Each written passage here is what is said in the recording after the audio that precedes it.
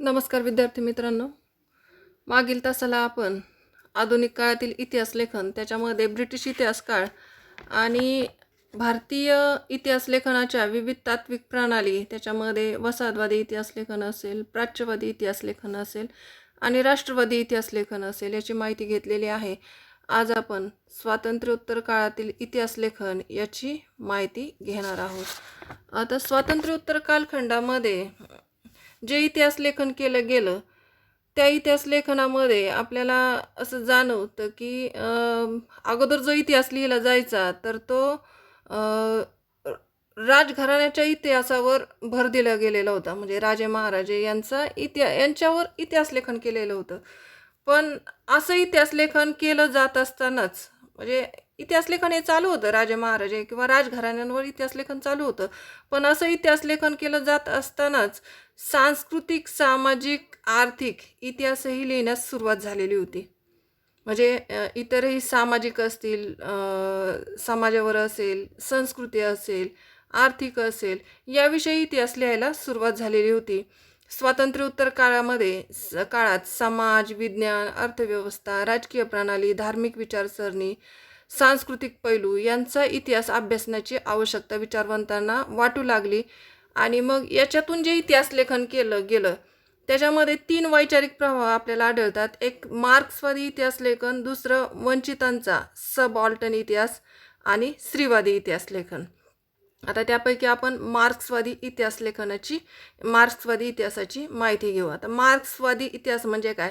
आता मार्क्सवादी विचाराचे जे असतात, सगळ्यांना मागच्या प्रकरणामध्ये, पहिल्या प्रकरणामध्ये आपण पाहिलं, कार्ल मार्क्स जर्मन विचारवंत आहेत, त्यांच्या विचारावर आधारित हा इतिहास.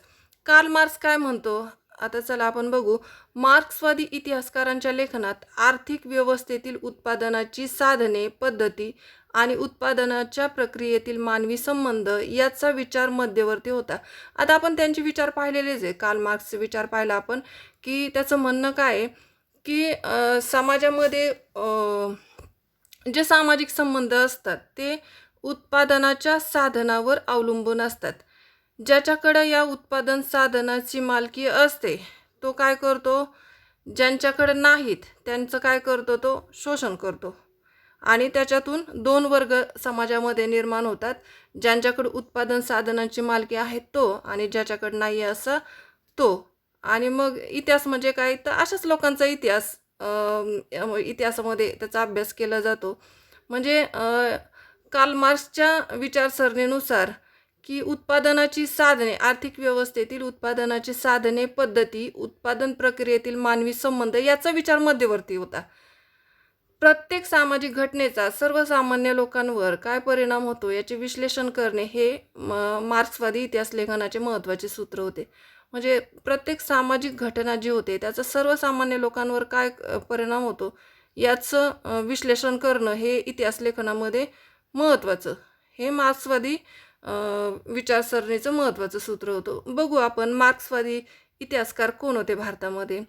आता इतर देशामध्ये आणि भारतामध्ये जर विचार केला तर पाश्चिमात्य देशामध्ये काळा गोरा असा भेद केला जातो.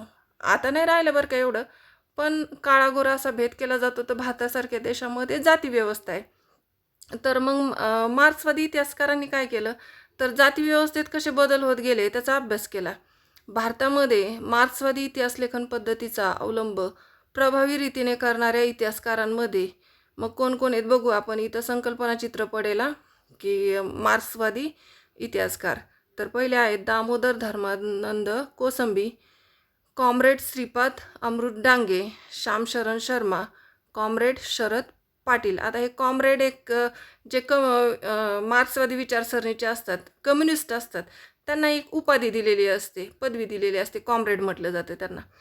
कॉम्रेड शरद पाटील इत्यादींचं योगदान महत्त्वाचं आहे. त्यापैकी डांगे हे भारतीय कम्युनिस्ट पक्षाच्या संस्थापक सदस्यापैकी एक होते. आता भारतामध्ये 1925मध्ये कम्युनिस्ट पक्षाची स्थापना झालेली होती.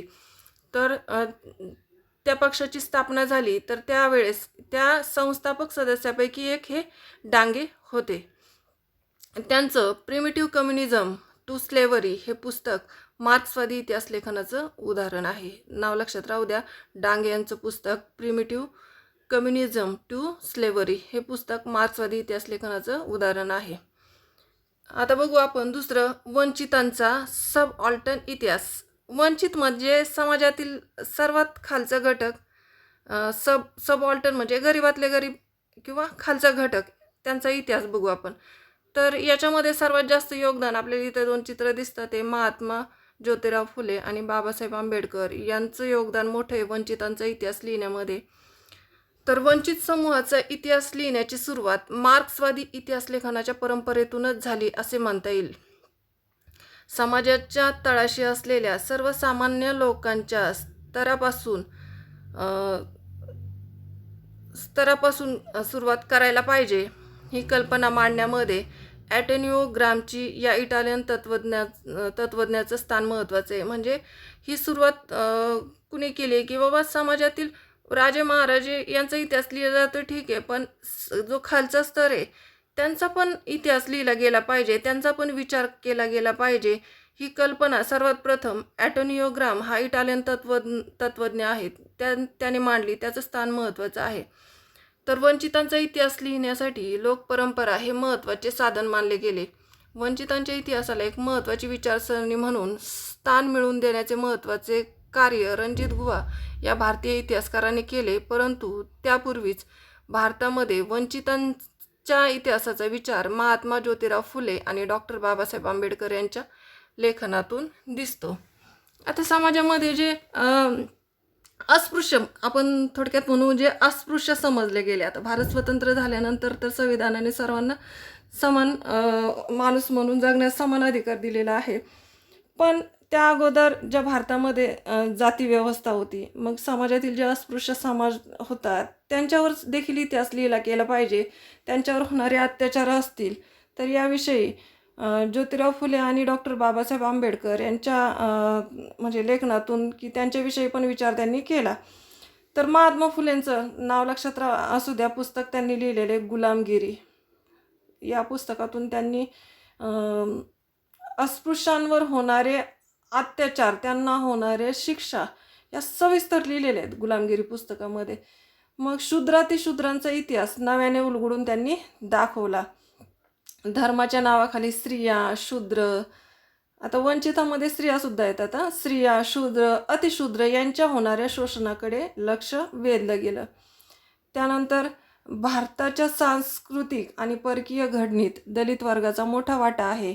भारताच्या वसाहतवादी आणि राष्ट्रवादी इतिहास लेखनात त्याकडे दुर्लक्ष केलं गेलं. आता हे जे राष्ट्रवादी इतिहासकार होते, वसाहतवादी होते, त्यांनी इतिहास लेखन केलं, पण हे जे वंचित घटक होते त्यांच्याकडे त्यांचं दुर्लक्ष झालं. तर मग डॉक्टर बाबासाहेब आंबेडकरांनी ही गोष्ट केंद्रस्थानी ठेवून सतत लेखन केलं. जसं महात्मा फुलेंनी गुलामगिरी पुस्तक लिहिलं, तसं डॉक्टर बाबासाहेब आंबेडकरांचे 2 पुस्तकं आहेत. तर हू वेअर द शूद्राज आणि द अनटचेबल्स हे 2 ग्रंथ महत्त्वाचे आहेत. वंचितांच्या इतिहासाचे 2 महत्त्वाचे उदाहरण म्हणून सांगता येतील. तर हे 2 नावं लक्षात ठेवा आणि त्यांची पुस्तकंसुद्धा लक्षात ठेवा. महात्मा फुलेंचं गुलामगिरी आणि डॉक्टर बाबासाहेब आंबेडकरांचं हू वेअर द शूद्राज आणि द अनटचेबल्स. त्यानंतर बोलतोय आपण स्त्रीवादी इतिहास लेखनाकडे. आता बघा, स्त्रीवादी भारतीय इतिहास लेखनाच्या क्षेत्रात सुरुवातीने प्रामुख्याने पुरुष अभ्यासक कार्यरत असल्यामुळे स्त्रियांचं स्थान, म्हणजे भारताच्या इतिहासातील स्त्रियांचं स्थान आणि त्यांची कामगिरी हा विषय तुलनेने दुर्लक्षित राहिलेला होता.